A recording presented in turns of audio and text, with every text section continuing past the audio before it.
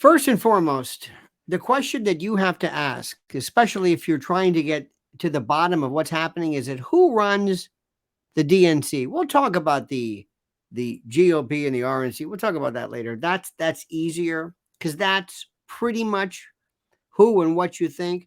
But when it comes to the Democrats, who are these people? You'll call them progressive, liberals, radical left, wokies. Who are they? Who runs the show? Do you mean to tell me that rational, seemingly lucid liberals from the 60s all of a sudden are into gender affirmation and puberty blocking and men competing against women in wrestling? What? Did you ever hear at the height of the radical left, radical underground 60s, the defunding of the police? Police backing off, police were pigs and, excessive, whatever, COINTELPRO and, Hoover. But nobody ever talked about defunding, reimagining. Did you ever see and hear anybody ever advocate open borders and the flooding, the swarming of illegal aliens? No. Did you ever hear or see anybody ever seemingly advocate this rampant, wanton degradation of human life and human value in society by virtue of seeing like Kensington and LA and San Francisco and seeing drug-addled? In fact, people, the real hippies would, they lamented the fact that they lost Haight-Ashbury, and they lost it when drugs came about. Because from Kesey and the acid test and Groovy and smoking dope and smoking weed, that was over in 69 with Manson, post-Watergate, and with the introduction of hard drugs. So what you're seeing right now is everything that is being promoted, everything that's being advanced, everything that is being presented is completely and totally antithetical to the very undergirdings, the intellectual superstructure of this attenuated version of something is completely inconsistent with the value systems of what used to be called the liberals and the hippies and the radical left. I'm going to explain this to you because you got to understand who's in charge. If you don't understand that, then you're wasting your time. First, let me say to you right now, thank you for watching. Please, thank you for subscribing to the channel. Thank you for hitting that little bell so you're notified of live streams and new videos. And please subscribe. Please, we need your metrics. We need your sponsorship and the like. And also something that is near and dear to my heart, and this is critical, and that is the notion of emergency food. Dear friend, we don't know each other. I hope we get to talk again if we haven't already. I cannot promise you anything. I cannot promise you as to what will or won't happen. But I will promise you this. There will come a time before you know it, where you are going to thank your lucky stars that you had gone to preparewithlionel.com and availed yourself of the introductory special rate of $200 off a 3-month emergency food kit. Emergency food for when it is the most bleak, when we are in societal in extremis. Do you hear what I'm saying? I don't know whether it's going to be a weather or whether it's going to be some kind of a labor strike or some cacophony of catastrophe. But believe me, this is nothing you can do by having some banana chips and some spaghetti in the cupboard, in your larder, as it were. It doesn't work like that. This is the best company on the planet today. Right now, this lasts 25 years, 21 varieties, breakfast, lunch, dinner, snacks, drinks, everything.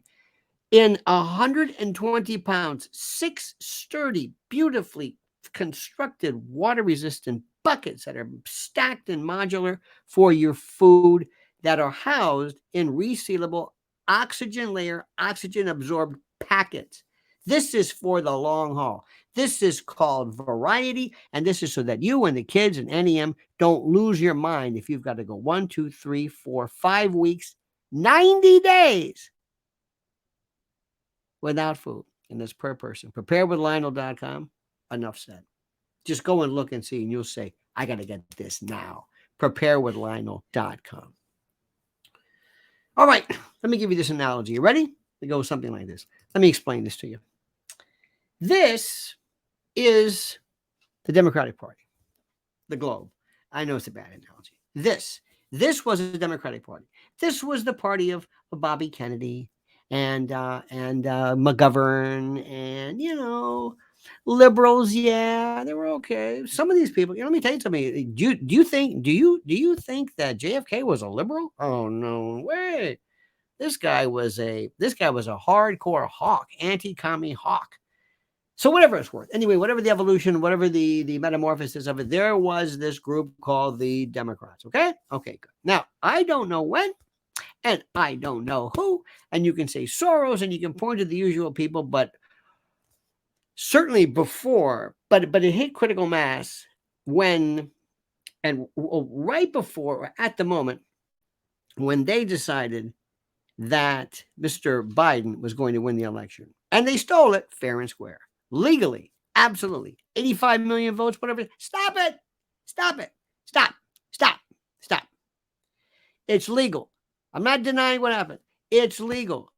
We've been talking about contested elections since Bush against Gore, since the Kennedy. Nixon was talking about that. When Kennedy snatched it, Chicago.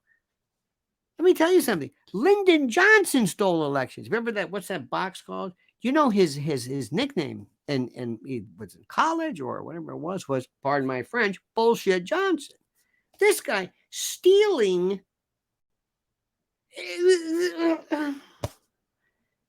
It's as American as you can get. Getting caught's another story. So we're not going to argue the point. We're not going to argue the point. Okay, please. But they did it fair and square. They stole it fair and square. By the rules. Okay. So all of a sudden, here's a Democratic Party. In it came this virus, this parasite to the host party. And this parasite entered and took over.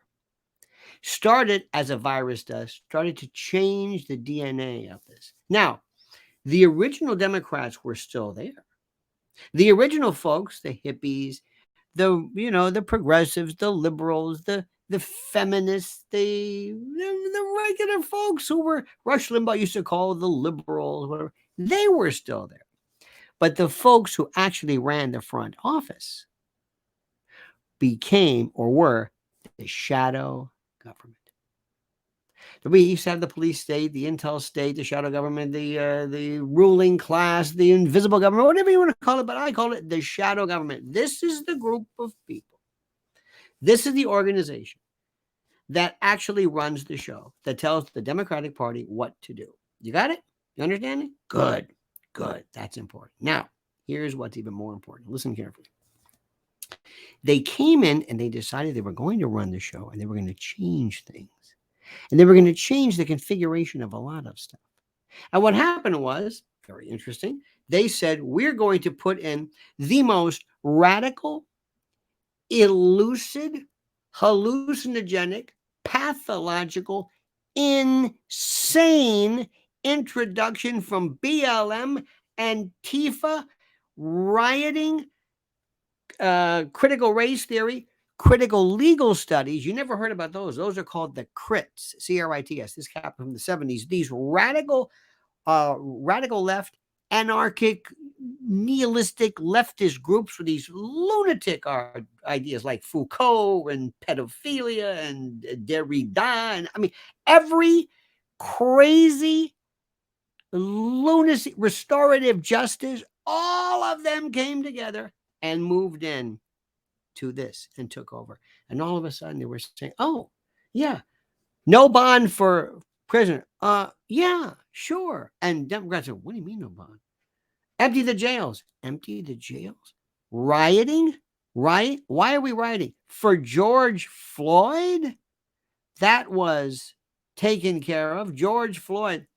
What most people do not understand is that these folks, the shadow government has, and I hate to tell you, they have it now too, orchestrated shock troops, domestic shock troops ready to move in, ready to move in immediately, to take to the streets, take to the cities at a moment's notice, orchestrated, choreographed, ready to go. And they are waiting as we speak for the next untoward, unfortunate, sad young black man killed by a police officer, preferably white, preferably, when I say preferably, ideally for purposes of this, to hit the trigger wire, the tripwire, to hit that cord, to hit that booby trap, to start this. They are ready to go. And George Floyd was not even close to being even remotely subject to hagiographic review, but he'll do. And the pictures were horrible. And that officer Chauvin, we're not going to litigate that. But it was disaster, and it started everything. And then, dear friends, and I'm not intimating it was done. I'm not suggesting that it was, what's the word? Deliberate or part of some plan or some, flu. I'm not suggesting that. I'm not saying that. But COVID changed everything. And what is so miraculous and so incredible, when you go back and you think about it, look how everything took shape like that. Just like with the George Floyd riot, ready to go. All of a sudden, overnight, the most incredible superstructure and lattice work of almost predetermined, prearranged, pre-organized, prefabricated systems, organizational systems and superstructures, and we were off to the races. And there was also a concomitant attack and a crush of all that was Trump. And then there was a move, social media. And then there was the weaponization of thought. I mean, it was beautiful. All starting here by the shadow government that picked this group. They couldn't take over the Republicans. This will do.